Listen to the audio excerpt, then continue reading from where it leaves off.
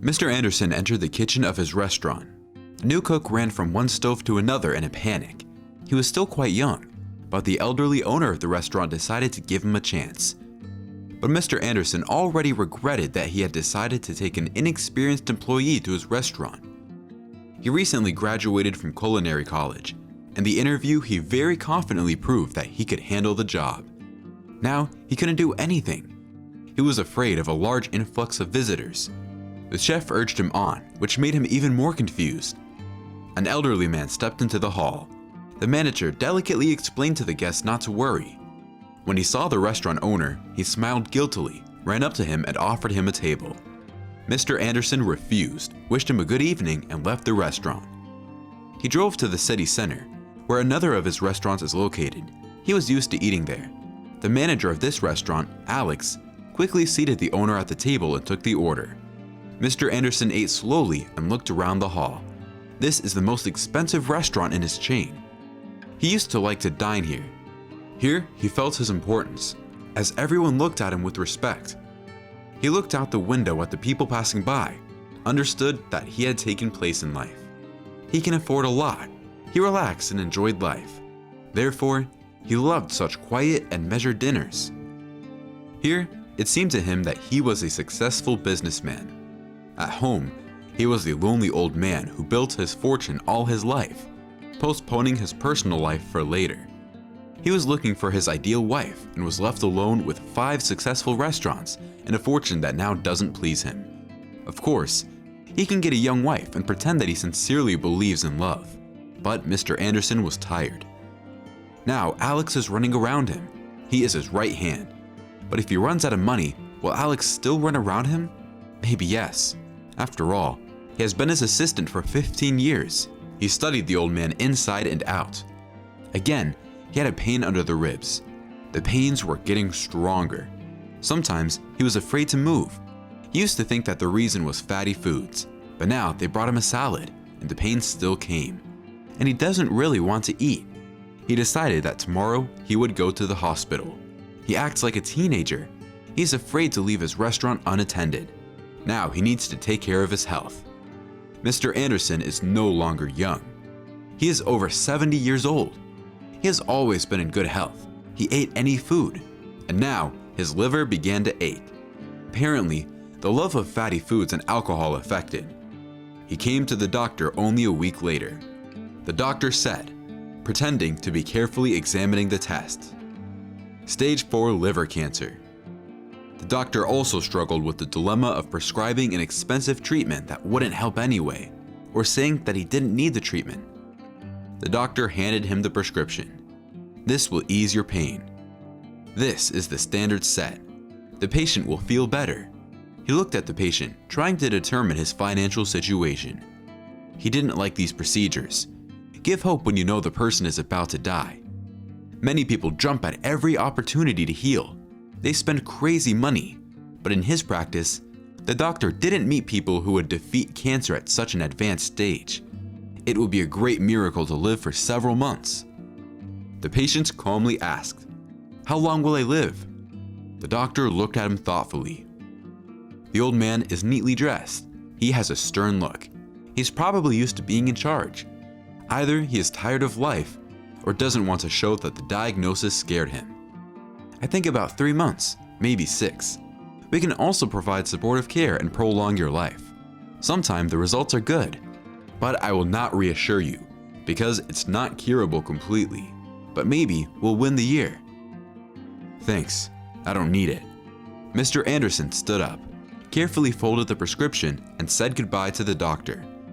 An elderly man was thinking, sitting on a bench in the park. So unexpected. I thought I have my whole life ahead of me.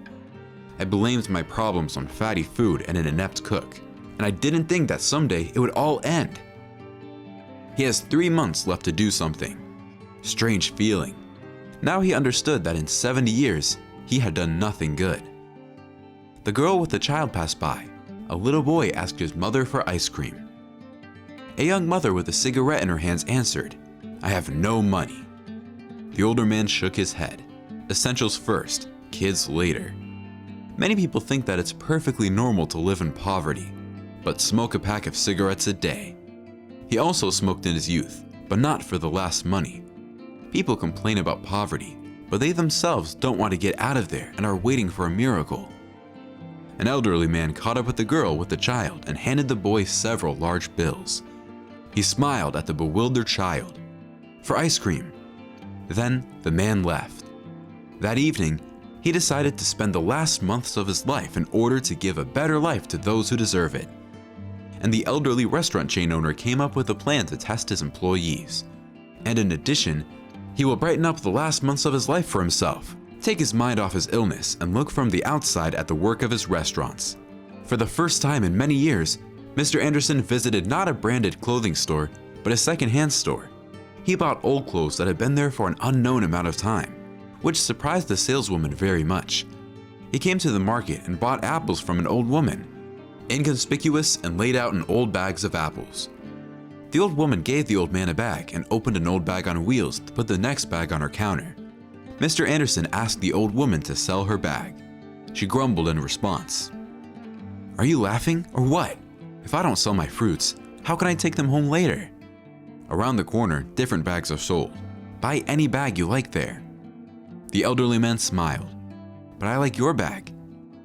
The old woman waved off the abnormal customer. Mr. Anderson went to the shop the old woman had recommended, bought a bag there, and stuffed a few bills into it. He returned to the old woman with apples. The man winked at her.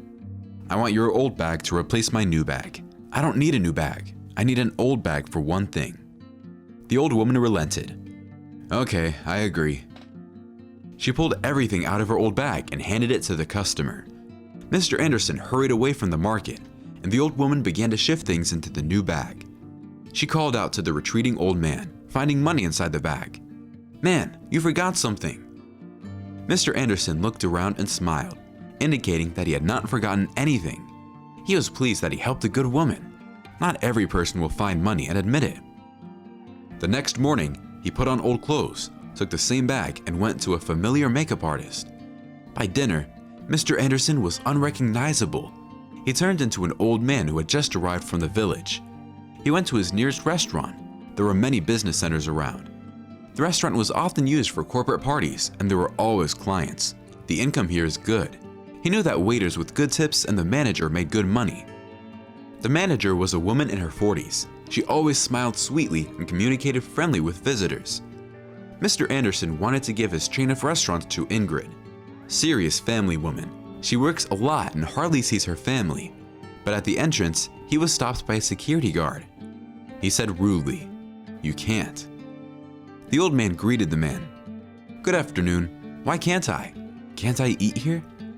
Anthony, a security guard whom Mr. Anderson knew a little, stubbornly refused to let him inside without explaining why. After much argument, the visitor insisted that the manager could come out to them. To his unpleasant surprise, Ingrid not only didn't let him inside, but even rudely scolded him and threatened that the guard would use force if the old man didn't leave voluntarily. The first experience didn't live up to the expectations of the restaurant owner. He was disappointed in Ingrid, and he went to the next restaurant. In the second restaurant, he was greeted with a forced smile and explained that there were no seats, and therefore he was also not allowed inside, explaining that all the seats were booked. Mr. Anderson didn't even argue and waste his nerves. He realized that he would achieve nothing. Why would he impose good on someone if people don't want it? Mr. Anderson himself had long understood that it's better not to be rude to people. It's not known how life will go on. Every person you meet in life can be useful in some way. At the third restaurant, he encountered even more rudeness. The manager was not there, but the insistent visitor demanded to call him. He didn't hear anything good on the phone. The manager waved him off. "Old man, eat a sandwich at the station, and it will be cheaper for you, and you won't stain anything with us." Hope remained for Alex's restaurant. In the fifth restaurant, he didn't even doubt that he would be kicked out of there. The owner knew that a big corporate party would be held there today. They probably won't be happy to see him. Therefore, he left the most difficult for last and went to check on Alex's humanity. He approached the restaurant and immediately went into the hall out of habit. The guard stopped him. "Where did you go, old man? We don't let anyone from the street into the toilet." Mr. Anderson explained. "I need to eat some." The guard laughed. "Old man, your pension is not enough to eat here." The visitor began to argue and asked the manager to be called. He is not happy that the guard decides everything. Alex ran out to loud screams. "We don't serve tramps." The man who was his right hand didn't even come close to him. He gestured to the guard to expel the visitor as quickly as possible. Mr. Anderson was upset by the behavior of his employees. He sadly drove to the outskirts of the city to the last restaurant. He went there without expecting anything new. As he expected, the restaurant was full. Only this restaurant didn't live up to his expectations of all. He launched it not hoping for a big profit. He needed to expand, and he wanted his restaurants to be evenly distributed throughout the city. He even recruited some young people to work in his restaurant, as they gain experience and expensive specialists will not go to such a place. But things went better than he expected. The youth worked with enthusiasm. The manager constantly came up with interactives, and people were interested. The guard met with the guest at the door and asked him to wait. He immediately called the manager. He did it with a smile and without disdain. Manager Scott came quickly. He greeted the guest and asked him to wait until the issue with the table was resolved. The guard offered the old man a chair and a glass of water. Finally, he was invited to a table. Mr. Anderson noticed that they had just set up this place. They took the summer table out of the back room and placed it in the corner of the hall, not embarrassing other visitors. It doesn't interfere with other people, and also the hungry visitor is pleased. Scott offered the menu to the visitor, but the old man said he had little money. He will eat something inexpensive but satisfying. The manager went to the kitchen and placed the order. He sat down at the table with the guest and began to ask him about life. Mr. Anderson came up with some short story about evil relatives. He said that money had been stolen from him when he was returning home from the market. He apologized for causing trouble for the establishment. The manager put his hand on his shoulder. "Trouble can happen to each of us. Maybe you want to work as a security guard with us." Mr. Anderson was puzzled by this proposal. "How am I going to work in this form?" Scott immediately suggested, "We'll give you a uniform." The food was brought to him unusually quickly. These were quite expensive meals. Later, the cook approached them.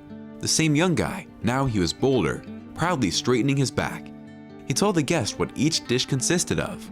After dinner, the visitor thanked the manager for his hospitality, promised to think about the job offer, and said goodbye.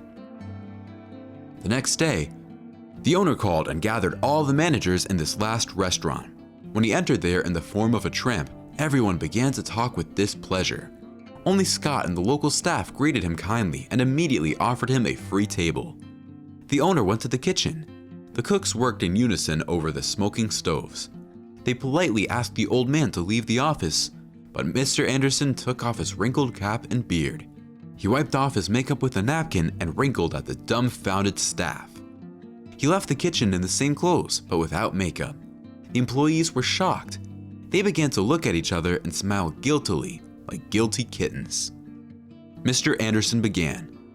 "I have always wanted my restaurants to be role models. The world would be kinder if people judged each other not only by appearance. It was bittersweet for me to realize that my employees don't share my views on life." Manager started apologizing and making excuses. Only Scott sat modestly on the edge of the table and looked with sympathy at the desperate attempts of others to justify themselves. "I don't have a family, and I'm going to die soon, so I want to leave my business in good hands." Everyone was silent, looking at each other. Mr. Anderson added after a pause, "To Scott." The young manager blushed under the scrutiny of the other guests, and then the owner said that he was firing all the managers, in whose place he would put the employees of this restaurant. He placed all written orders on the table in front of Scott. Mr. Anderson said, "My inheritance is also distributed among the employees of this restaurant." And the next day, he executed all the papers at the notary. A few days later, he went to a regular clinic, taking with him a large sum of money. The receptionist told him, "The next appointment with the doctor is in a month. Would you like to make an appointment?" The older man smiled. "No. What is his office? Maybe I can get an appointment without a number." The nurse replied, Office number 31, but you will not be accepted. Mr. Anderson walked up to the office, leaned against the wall, and began to examine people. Someone was silent. Someone discussed their problems or shared advice on treatment. Someone snarled, protecting the office door from those who wanted to go there without a queue. When a seat became available, the man sat down. He sat for a long time, watching people trying to fight cancer. A young but sad girl came out of the office. She stood in the middle of the corridor in confusion and pulled out an old push-button phone. She quietly answered the phone. "Yes, I have already left the office. Mom, I need a lot of money, and I still need to raise Max, and I won't be able to work right away.